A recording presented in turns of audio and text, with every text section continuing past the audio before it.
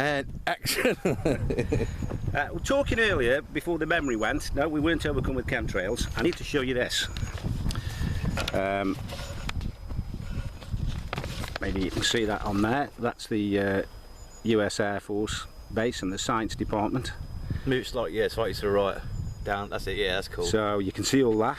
So what I'm quoting here is not theory. I'm quoting some facts at you, which is from their website, not what we are saying, from their website.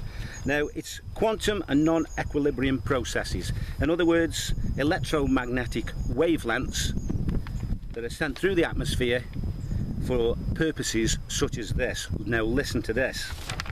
In fact, I will show you the paragraph.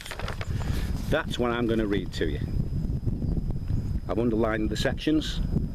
You can go on the internet and you can download this yourself from their website. This is what it says.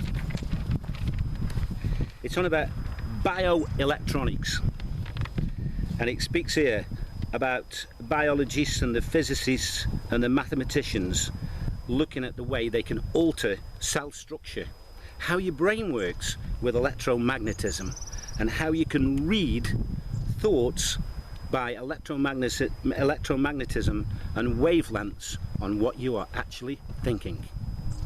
Now, they've suggested Haarp can do this. I assure you, my friends, the technology is now out there for them to do this, and this is from their website.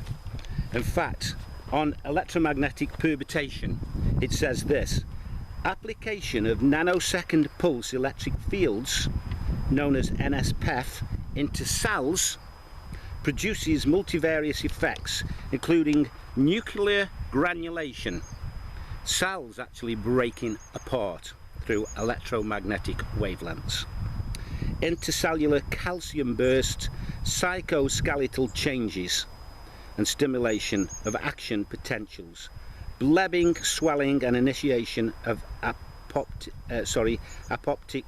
death.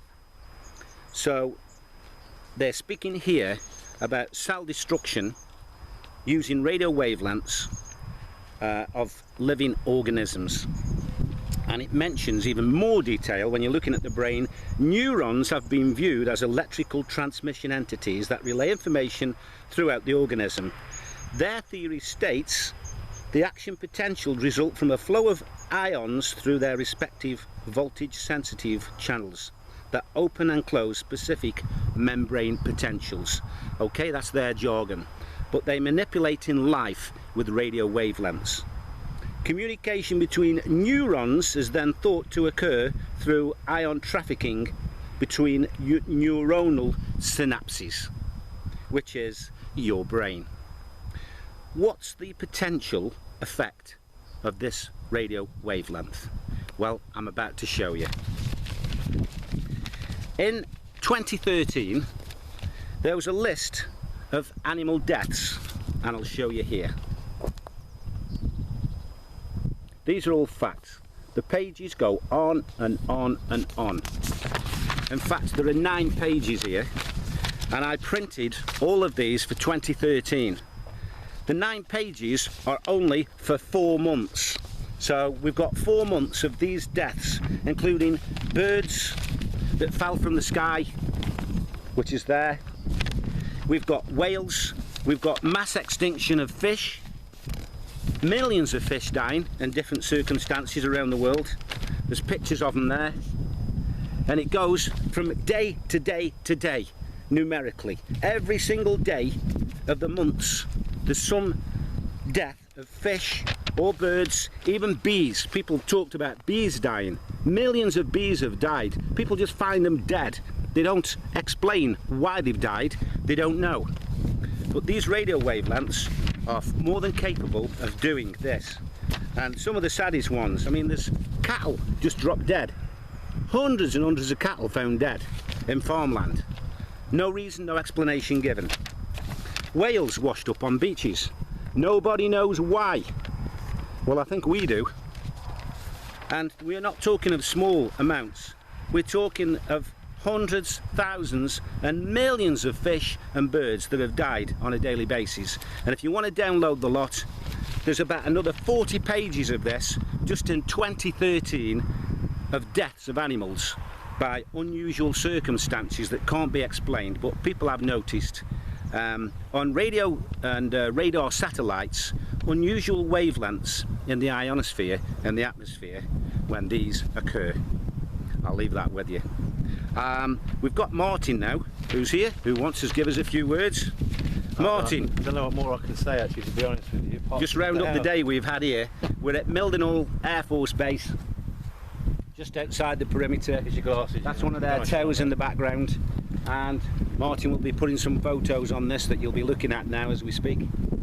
So Martin, finish the day off for us, mate. Yeah, well, I'll finish it off. As I said earlier, I've been using my lens to take various photographs. Currently at the moment what we're looking at is there's been a severe temperature drop in the past, what, 10-15 minutes? I mean, literally we were sweating. I mean, I'm wearing a hoodie now. Yeah. Okay, so there is rain currently over on the distance at the moment.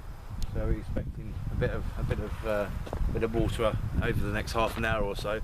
We've seen some unusual scaling today as well, haven't we? We certainly have. And some massive chemtrail as well. Yeah. There's on the way up, I believe it was around the Duxford area. Myself and Denise witnessed this trail coming right across. It was so thick that it was. I've got one photo of it, but at least this was after we stopped to try and catch it. We couldn't stop anyone at the time.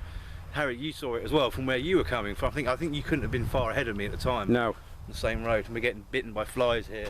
Plenty of no GMO either here. At least we don't think it is anyway. But yeah, we witnessed that today, and there wasn't much else in the sky apart from obviously electromagnetic disruption that's been going on up there. What were your thoughts at the moment, Harry, on what's...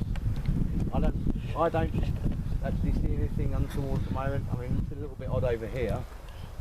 Yeah. But, what concerns me is we know that 90% of the UK cloud mass is engineered. Yeah. And when I drove from Wales, when we come from the Haarp plant, there was chemtrails everywhere. And I followed them into the mainland, and about 4 or 5 hours later when they arrived, they were thick black clouds.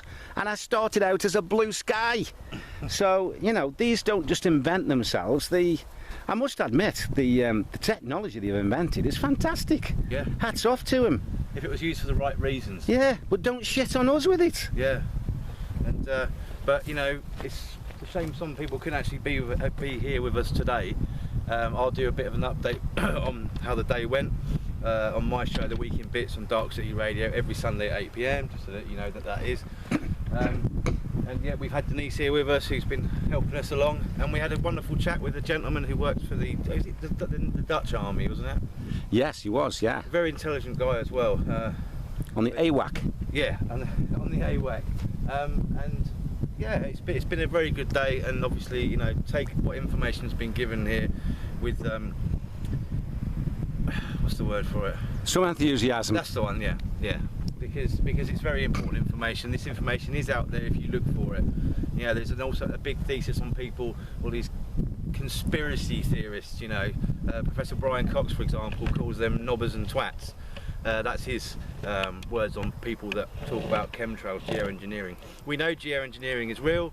The Ministry of Defence speak about it. The Environment Agency speak about it. The American government speak about it. The British government speak about it. They're admitting it. So who's the crazy ones? The crazy ones are people that don't believe it. Just do your own research. And as I always say, keep your eyes on the skies. Harry.